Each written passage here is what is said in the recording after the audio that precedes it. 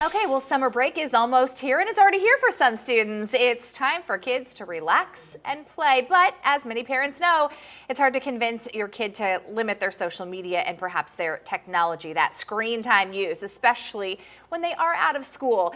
Joining me to discuss healthy screen times for your kids is psychologist Steve Arcadiocano and executive director of Boys Town, South Florida, Bethany Lacey. Thank you both. I have two kids. I have a 2-year-old who follows and watches her 6-year-old sister. And they both love their iPads. And so it is a daily challenge and the days are long and I'm bored a lot. Yes. So solve my problems, please. This is a very common problem for parents, and I would say you'd be surprised to hear what I have to say with boredom. I think it's actually healthy to be bored a little bit. It can help foster some creativity. Yes, I would say if you're bored, it gives you the opportunity to be smarter and to become creative. Yeah. That's funny. And so what do we say? I mean, do we allow some time? Do we just monitor it?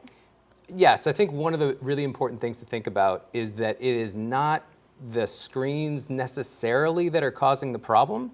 It's problems with priorities. So if priorities aren't being met, and by that I mean things like getting enough sleep, eating at regular intervals and making good choices and things like that, if those priorities are being met, then it's not as important how long they're on the device. It's mostly important that they're doing the things that they need to do and turning them off when they need to go do those other things. I kind of like that. What about using it as a reward system? You know, hey, if you get your reading done, or you know, you've played outside all day, let's relax. This is kind of your treat. I don't love framing it as a treat or reward because we don't want to make it just so interesting and so exciting and so exclusive. That's true. And parents will tell me if they really limit that time like that and it's on a timer, those kids will get every second they can out of that device. Instead, what I would say is it's a priority system. Are you getting enough sleep? Are you going to school? Are you keeping up with your work? Are you meeting the responsibilities at home?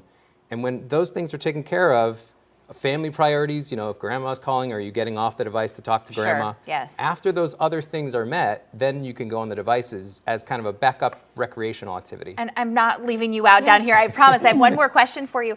I mean, do you feel like our feelings about screen time are constantly changing just because they're in front of these at school? It's just going to be a part of their life to some extent. The most recent statistics I've seen is that younger people, like teenagers, are on devices 7.5 hours a day.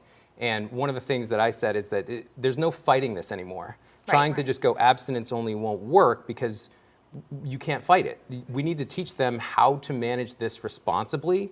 So I usually recommend creating a media plan that the whole family follows, by the way. Yes. Right, including parents. So things like having screen-free zones, screen-free time, so not keeping the electronics in the bedroom at night, having family dinners together where there's no devices, again, including parents, things like that, so you can model for them what a healthy relationship with screens looks like, and then help them learn how to manage it themselves. All right, you made me feel a little bit better about things. Thank you for being here. I'm sorry, Bethany, for taking too long to get to you.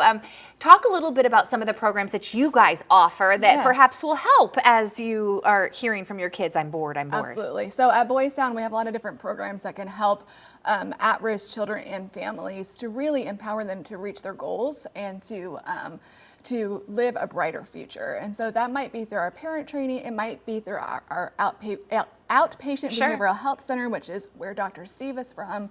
It may be through some of our case management programs, linking families to necessary resources, but whatever the family needs are, if they need some help creating that structure, maybe at home, we also have home visiting programs.